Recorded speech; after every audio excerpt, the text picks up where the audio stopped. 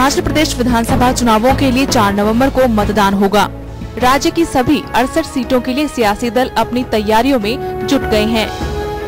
Day night news ने राज्य की सभी विधानसभा सीटों का दौरा किया है और विधायकों, दावेदारों, मतदाताओं और राजनीतिक एवं सामाजिक कार्यकर्ताओं से बीते 5 सालों में हुए काम का लेखा जोखा लिया है।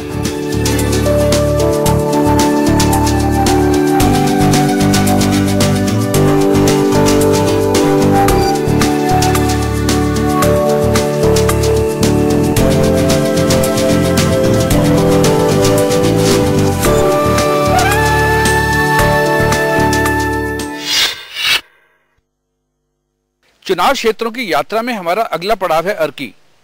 किसी समय रियासत रहे इस चुनाव क्षेत्र में पिछले 5 सालों में कितना हुआ विकास और क्या रहेगी कमियां, आइए जानते हैं। सोलन जिले का अर्की विधानसभा क्षेत्र हिमाचल प्रदेश के कुछ पिछड़े चुनाव क्षेत्रों में अर्की भी एक है। ये इलाका आजादी से पहले अर्की और कुनिहार 2 रियासतों के लिए प्रसिद्ध था। पिछली बार इस चुनाव क्षेत्र में 45 पंचायतें थी, पर इस बार परिसीमन के बाद 7 पंचायतें नालागढ़ से और 5 दून चुनाव क्षेत्र से अर्की चुनाव क्षेत्र में शामिल कर दी गई है। इस चुनाव क्षेत्र के लोग ज्यादातर खेती पर निर्भर है। यहाँ टमाटर, अदरक, अरबी, हल्दी, लोबिया और मक्की की खेती होती है। कुछ इलाकों में तो गेहूं तो कुछ और इलाकों में धान की फसल भी होती है। बेरोजगारी यहाँ एक बड़ी समस्या है। अर्की विधानसभा क्षेत्र में कुल 75,808 मतदाता हैं, जिसमें पुरुष मतदाताओं की संख्या 38,757 है, जबकि महिला वोटर्स की संख्या 37,051 है।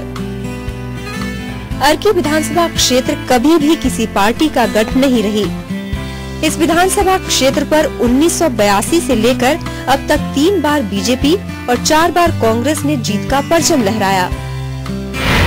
साल 2007 के विधानसभा चुनाव में यहां भाजपा प्रत्याशी गोविंद राम शर्मा ने जीत दर्ज की थी। गोविंद राम ने निर्दलीय प्रत्याशी धर्मपाल ठाकुर को 6,500 से ज्यादा मतों के अंतर से हराया था। यहां पर कांग्रेस प्रत्याशी तीसरे नंबर पर रहा था।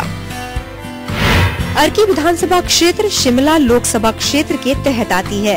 साल 2009 के आम चुनाव में यहां बीजेपी के वीरेंद्र कश्यप का मुकाबला कांग्रेस के धनीराम शांडिल से था, लेकिन बाजी बीजेपी के वीरेंद्र कश्यप के हाथ लगी। अर्की विधानसभा सीट से वीरेंद्र कश्यप को लीड मिली।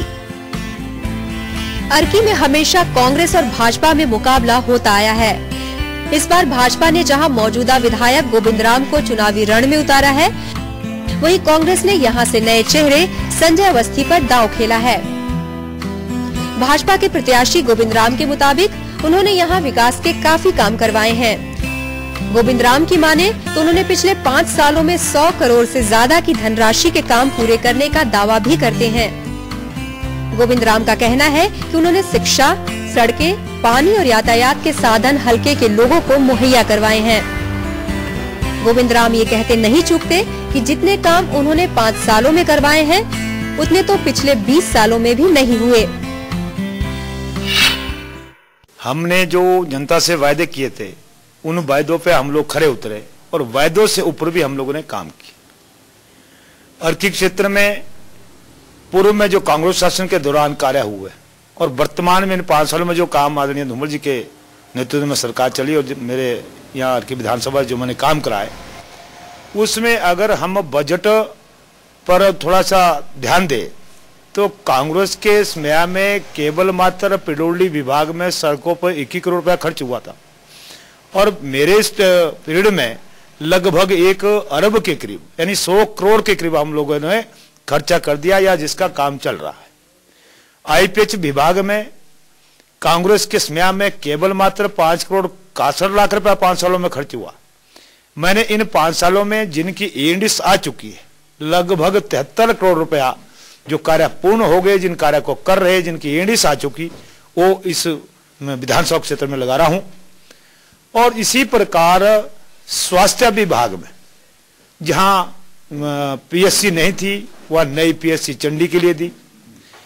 जहां एक बहुत बड़ी आबादी हमारी दारला घाट की थी, उसमें कोई हॉस्पिटल नहीं था, पीएचसी थी, आदरणीय धूमल जी के सरकार ने 98 में दी थी।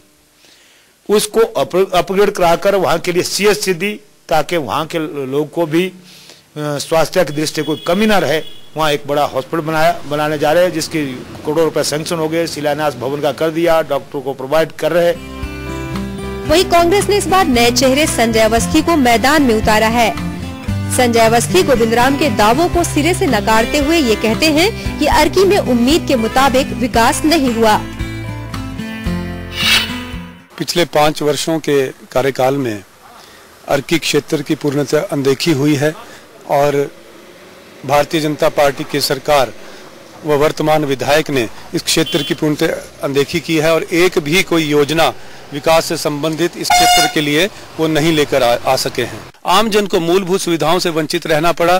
स्वास्थ्य सेवाओं की बात करें तो आज बहुत से प्राइमरी हेल्थ सेंटर्स हैं जहां पर ताला लगा है स्टाफ के ना होने की वजह से। बहुत से स्कूल हैं जहां पर शिक्षक ना होने की वजह से जो छात्रों को समस्या से जूझना पड़ रहा है। और सड़कें जो हैं जो वर्तमान सरकार जो है सड़कों के निर्माण में पूर्णतः यहाँ पर अनदेखी की है।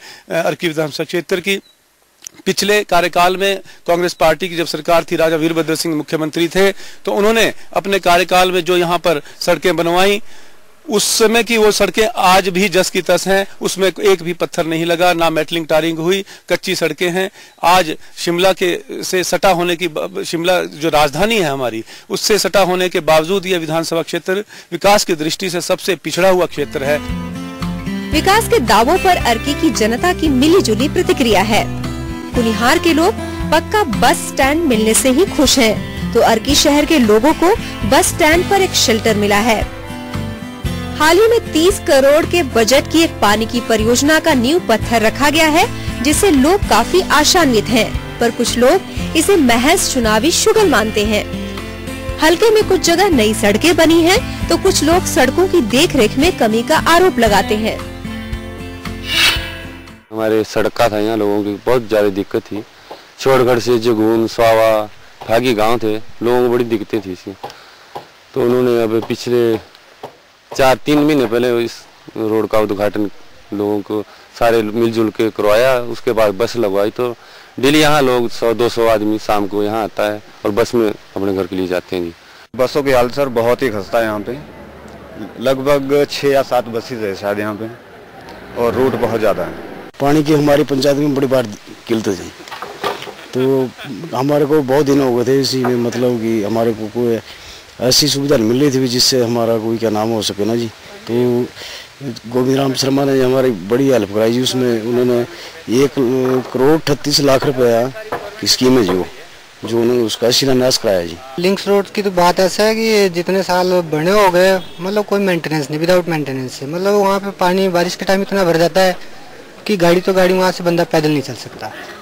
और कई गांव तो ऐसे जहाँ तो बस से तो छोड़ो, आप कोई गाड़ी भी नहीं पहुँच पाती। समस्या सर एक तो सीवरेज की थी, वो जल्दी खत्म होने वाली है। दूसरी अब रोड्स देख लिया, रोड के बहुत बुरे हाल हैं, तो रोड की बहुत ज़्यादा प्रॉब्लम है। एक थी बस स्टैंड की, वो राजेंद्र ठाकुर जी ने अपने दम पे, चाहे वो बीजेपी से उन्होंने पैसा लिया, चाहे जैसे किया ये उनकी देन। आज जो बस स्टैंड है पूरे हिमाचल में, जो कुनिहार का बस स्टैंड है, जो उन्होंने फ्लोरिंग की है, नंबर 1 पे उनका बस स्टैंड है। पीने के पानी की जैसे कि सारी समस्या है यहाँ पे जी। गर्मियों में तो बहुत बुरे हालात हो जाते हैं, ठीक है, मतलब टाइम टू टाइम पानी नहीं आ रहा है। हमारे यहाँ जो है सीवरेज पाइप बिछे हैं, साइड में सेफ्टी टैंक बने हुए हैं, और काफ़ी कुछ अच्छा काम हुआ है। दिक्कत तो ऐसी कुछ नहीं है, लेकिन जब वहाँ गर्मियों में पानी आना चाहिए तब पानी नहीं आता था, और जब जरूरत होती है वो काम टाइम पे नहीं होता। कुंजारी का काफ़ी ज़्यादा योगदान रहा। बस स्टैंड की बुरे हाल थे, पहले खस्ता थी, अब देख ही रहे हैं अब कितने अच्छे कंडीशंस बन चुकी हैं। बाकी सड़कों का काफ़ी ज़्यादा हमारी मार्केट्स में बुरा हाल था, आप जाइए आने जाने में दिक्कत होती थी। उसके बारे में भी कि उन्होंने काफ़ी ज़्यादा रिपेयर किया, सब कुछ ढंग से है, अब हो गया। डेवलपमेंट के काम है, जैसे ये मेटलिंग का, रोड की मेटलिंग है, या कोई जैसे जनरल काम थे लोगों के, वो बहुत कम हुआ, इस कारण लोगों में थोड़ा सा रोष है इसके पार्टी के प्रति। हमारे एमएलए यहाँ पे हमारी जो पक्की सड़कें हैं उनकी वजह से हुई है सारी, और हमारे बस स्टैंड का, न्यू बस स्टैंड का जो काम कभी नहीं हो रहा था, वो भी उनके प्रयासों से हुआ है जी। बाकी हमारे सीवरेज योजना का था जो, वो भी ये काम चला हुआ है, वो भी जल्दी तैयार हो जाएगा जी।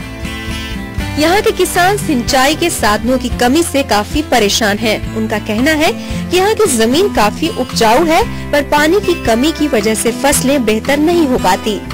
ज्यादातर लोग बारिश के पानी पर ही निर्भर हैं। बंदर और जंगली सुअर से भी बहुत से किसान परेशान हैं।